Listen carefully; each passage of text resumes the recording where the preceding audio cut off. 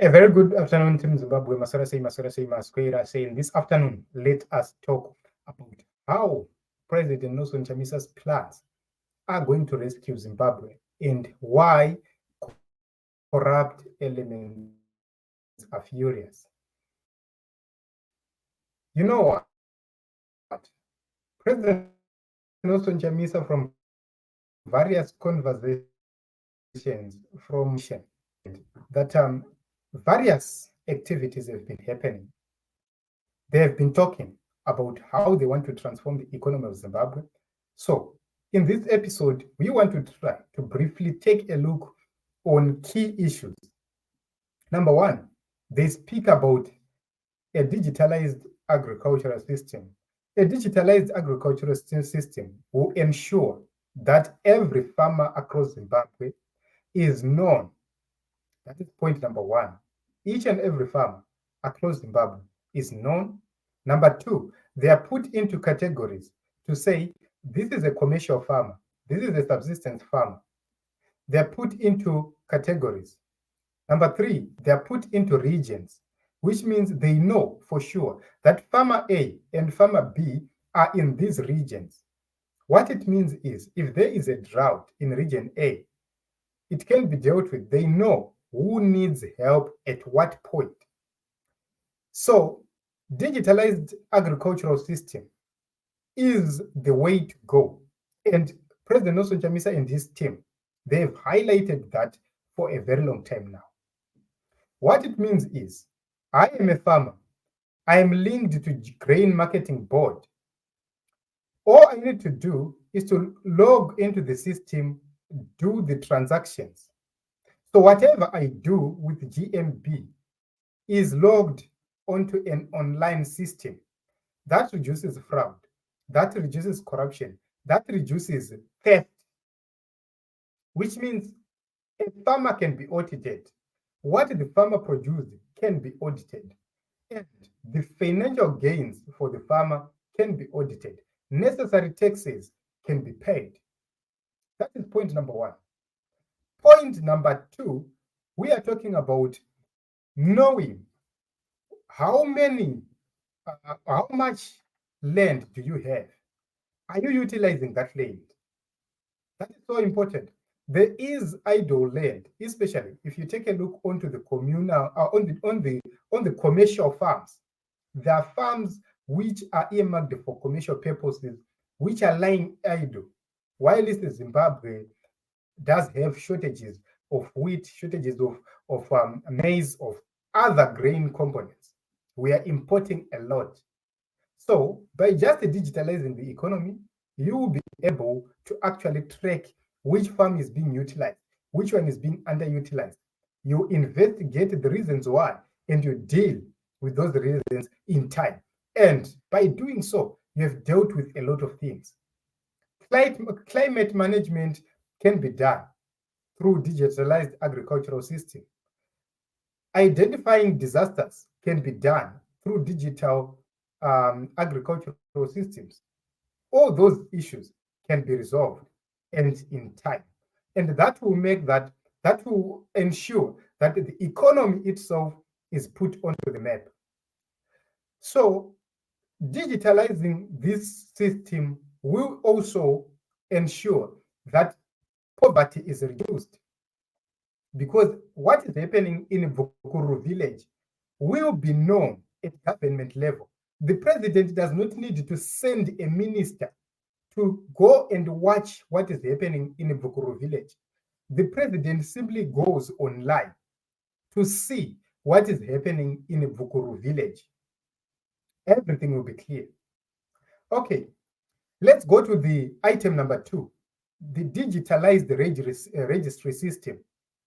We have seen a system of e-passports coming in.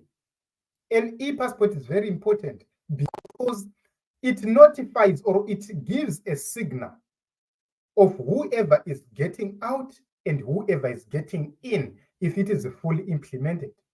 That is the idea. You know how this person is traveling. You can track people. You can do whatever you need in terms of their security, in terms of security of their documents. But there are features which can be added onto the digitalized registry system. A digitalized EID card, which means on my ID, it must be an EID. What it means is you can deal with crime. What it means is you can deal with forgery. You can deal with criminal activities. And more importantly, you can speed up processes of how things are done in the nation. Also, you can assist the issues of recovery of documents which are lost.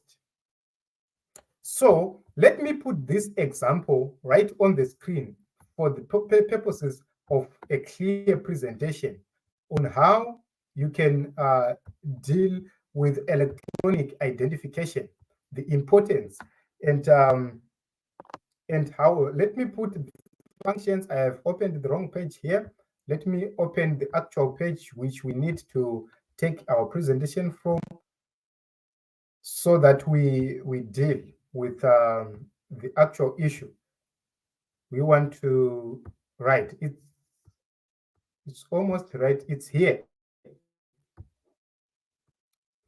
So if you have a national EID card, you can easily apply things online. Voting, if you are a first-time voter, you want to apply to vote, you can do it online. Taxes, you can deal with your tax information and applications of your taxes online.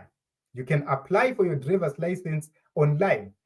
Transport application, eSIM application, insurance application, all these functionaries can be done online because you already have an EID, which means whenever you use your ID, it's authenticated online and things are done online, right? Second thing, and another importance which is not here.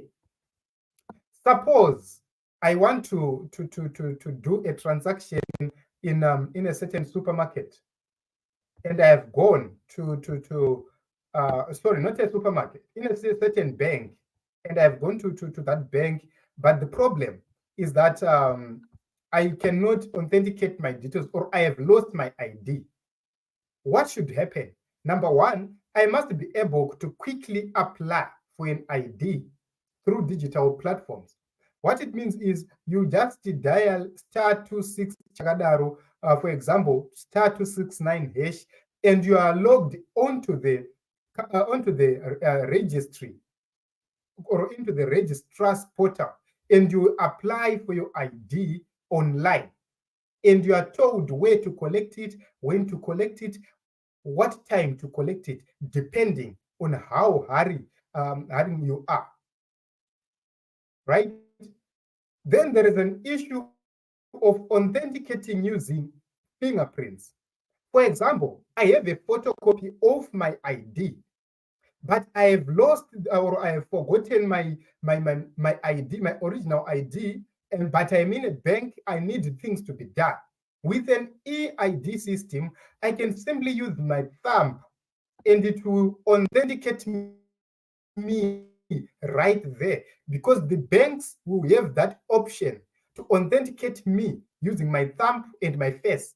So what it means is I will put my face on a camera, and then I will put my thumb on a fingerprint identifier machine. There and then, my details will be put on a screen, like when you are buying in a shop. That is what is going to happen. So definitely, I will be saved in time, and I will avoid the hassles of rushing back home to find my ID, or to run to the registrar's office to get another copy of an ID. Simply, I can get a criminal record by simply using my thumbnail or going onto the system, log in, use my ID, and I will get the necessary information about my own activities as a person in the country. The criminal record would just come out without me visiting CID office. So you will see that all these things, they can be done. If my clearance is needed, I simply log onto that system, and a record comes out. Then immediately, if there is need to authenticate, an officer from the CID can then come online there and there, and you see an officer coming online to assist and to authenticate from the office of the CID to say, yes, this is the authentic criminal record of so and so. And things will be done effectively and efficiently. For example, I have lost my driver's license, or I have forgotten my driver's license, and I am in Bubi traveling to South Africa or to Bedbridge, and I am coming from Wange or from Harare.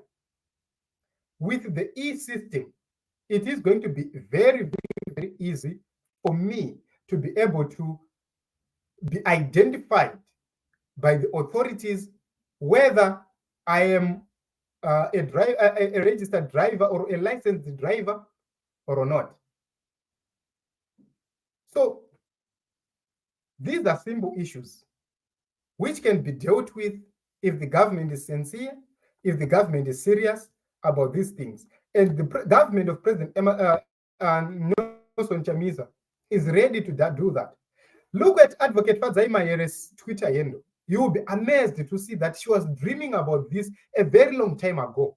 That is when I started to be inspired by the kind of leadership we have from the CCC. Then we have talked about the registrar's office and how the benefits, how we can benefit from the digitalized systems. Then we have a digitalized company registrars or a company registry, which means I won't be in need to apply for my company physically at the registrar's office. I can do it digitally. I already have a digital ID. I have digital systems around me, which means I can apply for my company and get it digitally. So you will see the advantages of these things. Number one, for you to register a company, you have to part ways with $100 to $150 or more. And around $35 goes to the government coffers, and the rest goes to the pockets of individuals. So it's difficult for you to apply for a company, to register a company on your own. You will need to find third parties, my consultant companies, to do that task for you. So what it means is, if we introduce company registry, what it means, I can apply for a company without actually paying for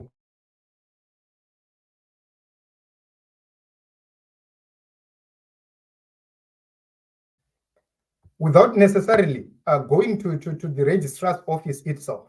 So you see that that will be covered because of just introducing the E section of the company registry's office, which means I won't need to go to Harare for me to be able to register a company. I'll just do everything right here in wherever I am.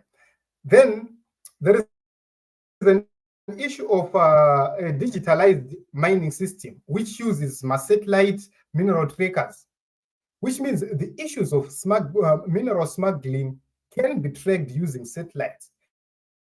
It can be used on every mine. You have my digital trackers of minerals. You know how much gold Abuda at this company, and was it delivered? All those things can be done through these digital platforms. And we have an issue of high-powered infrastructure development. For example, I want to give you this example of Rutenga. Rutenga is key and central to key routes: Botswana, South Africa, Mozambique, Zambia, Malawi. So Rutenga can be a hub, a dry port. All those ideas are on his plan.